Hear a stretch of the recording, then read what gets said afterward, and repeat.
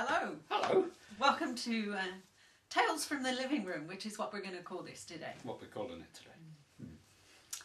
So, I've had a few questions about upper limits, and if you remember, we touched on it during the workshop, the shadow workshop, and we want to do a very quick piece now on what is an upper limit. Exactly. Although the weekend was challenging on a number of occasions, my take on it was there was also an enormous amount of energy that was released in the form of joy or enthusiasm or encouragement, those kind of words we'd use to describe those states. And that's different to happiness. I just want to point that out. Happiness is a transient experience. It's a feeling, it's there and it's gone. It depends on circumstances and the situation. Joy, though, is something else. It can, as I say, release a lot of energy, which is great when we're all together, as we were. But then, what happens when we go back into our normal, everyday situation? And I want to also say that for me, this sense of joy that is released when we free up our shadow selves, it's our gold. It's what we get. If you remember that cycle that I drew on the flip chart, it's what we get when we're at the top of that cycle. Joy, enthusiasm, it's our godness, our gold. And we can hold that for just so long before we start to drift away. And of course, as you drift back into your everyday life, then you're going to have those moments when you're there's an aspect of all of us that says, how much gold can I hold? How much joy can I have? How much love will I allow myself?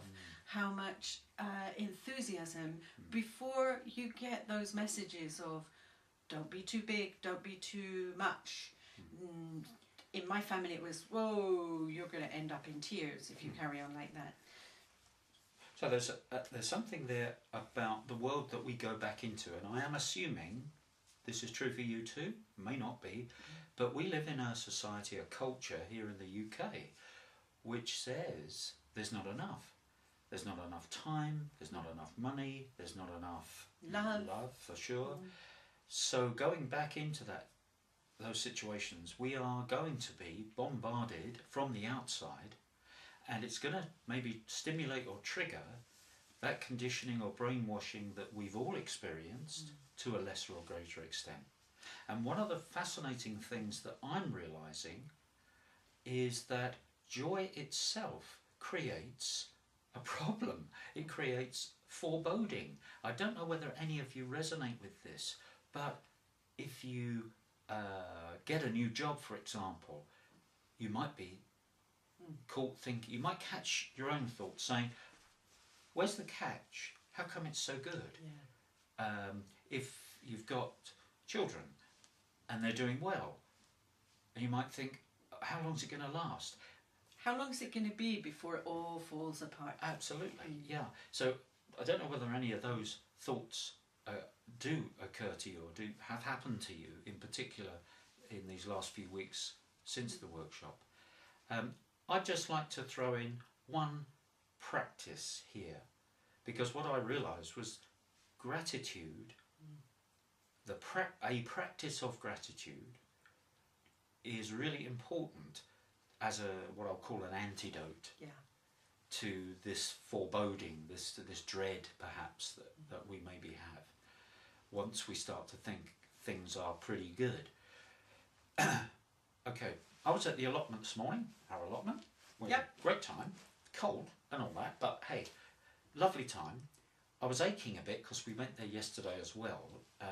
Haven't done it for a few weeks, but anyway, I came back, wanted a bath, and in the bath, don't get too excited about this, okay, right? Me in the bath, right? I know it's a challenge, but hey, calm down, everybody. I suddenly thought, wow, my body had, our bodies are amazing. Are amazing. What it's allowed me to do. So, in a nutshell, I just wanted to, as I was washing myself, each part of me, knee, calf, ankle, foot, toes, nails, etc. I was really expressing gratitude for those parts of my body, outside and inside. That's an example of what I'm talking about that can be done. You can do it in the shower, of course, if you're not a bather. But it's a very simple thing to do, and a powerful thing to do. It took 60 seconds, perhaps. And then there's the other practice of gratitude, which I like to practice, which is a praise walk. So you can go out into your garden or go for a walk in nature somewhere and praise everything that you see. To say thank you, not just thank you, but thank you for. So it might be to the trees, thank you for that beautiful colour that you bring now in this autumn time when everything starts to be grey. How beautiful you are in your gold and orange and red clothes. Thank you to the grass for the softness under my feet. Thank you to the pampas grass that I'm seeing out through the window that whispers in the wind. It's beautiful. And so letting everything know how much you appreciate it, but more than that, what you're appreciating it for. And you'll find that within 5 minutes, your whole state has changed.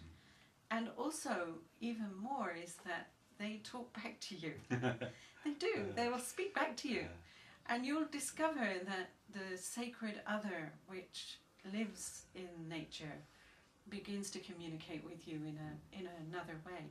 And this is also another beautiful way to shift away from the drama back up towards joy and love and whatever that is for you at the top there of that cycle. But what's really important is to know that we all have upper limits.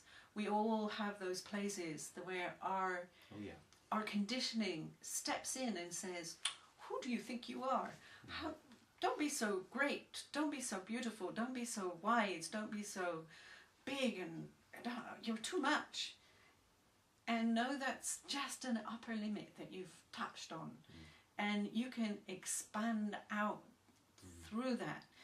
I was talking to Pete this morning about this and saying, well, you know, it's about pushing the envelope, if you like, pushing the possibilities, pushing them out. But Pete was very, as always, has his own way of saying this, but it's like, I don't like the idea of pushing because there's some force involved in that. And of course, if you push, you're going to get pushed back. Yeah. So expanding. Yeah, for sure. Expanding, allowing, inviting.